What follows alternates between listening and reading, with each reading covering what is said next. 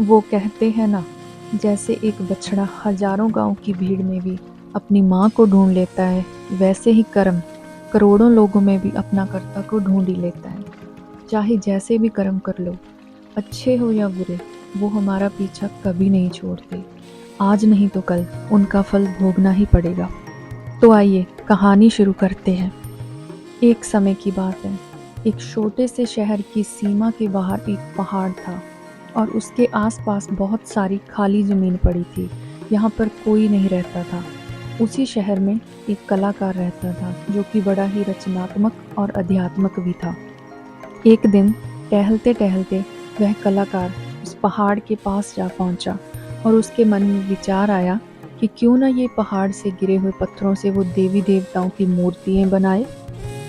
वह उस जगह पर रोज आने लगा और उसने पत्थरों को तराश कर सुंदर मूर्तियां बना डाली।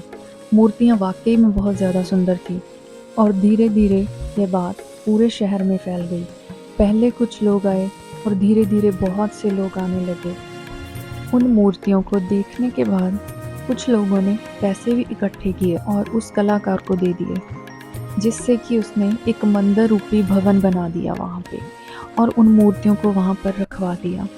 धीरे धीरे आसपास के गांव और शहरों में भी उस भवन और उसके अंदर रखी मूर्तियों की बात फैल गई। अब वह जगह एक धार्मिक और आध्यात्मिक स्थान बन चुकी थी। अब वहाँ पर लोग दूर दूर से आने लगे।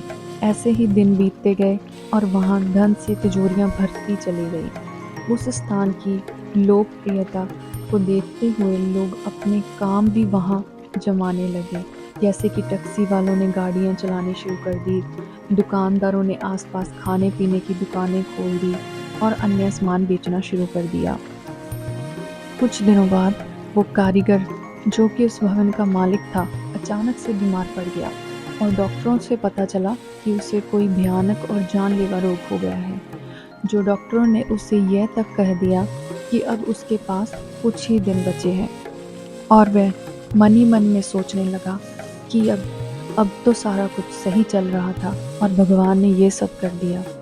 और वह भगवान को ताने देने लगा कि मैंने ऐसा तुम्हारा क्या बिगाड़ा है जो तुमने मेरे साथ ऐसा कर दिया।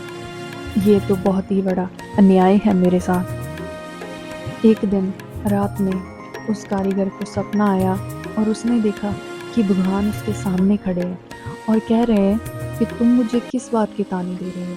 ठीक है, तुमने मेरे नाम से मूर्तियां बनवाई, लेकिन याद करो वह दिन जब एक अनाथ बच्चा तुम्हारे पास रोते बिलखते आया था। तुमने उसे अपना गुलाम ही बना लिया।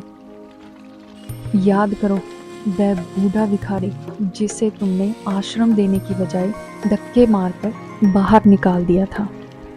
और हाँ, याद करो वह दिन जब बहुत बारिश हो रही थी, तब तुमने एक माँ और उसके छोटे बच्चे को मंदिर में आने से यह कहकर रुकवा दिया कि अब मंदिर बंद करने का समय हो रहा है। और वो दोनों बहुत देर तक बारिश में ही भीगते रहे। क्या तुमने एक विधवा महिला को बंदी बनाकर मजदूर की तरह नहीं रखा हुआ? पूरा दिन उससे काम लेते हो और बदले में क्या देते हो उसे? सिर्फ रोटी। इतने सारे बुरे कर्म करने के बाद भी तुम मुझे किस बात का ताना दे रहे हो? कर्मों का फल तो भोगना ही पड़ेगा। तुमने जो कर्म किए हैं उसका दंड भी भोगना पड़ेगा। उस समय कलाकार की नींद खुल गई और उसकी अब आंखें भी खुल चुकी थी। वह अपने द्वारा किए गए बुरे कर्मों के लिए बहुत ज़्यादा शर्मिंदा था। यह कहानी से हमें यह सीख मिलती है कि हम जैसा कर्म करते हैं उसका फल भी हमें वैसा ही भोगना पड़ता है। अब यह फल अच्छा होगा या बुरा, यह मनुष्य के कर्मों पर निर्भर करता है। इसलिए हमेशा परोपकारी काम ही करते रहना चाहिए और हमेशा दूसरों की मदद भी करना चाहिए। भागवत गीता में भी ये कहा गया है, कर्म करो फल की चिंता मत करो। जय श्री राम।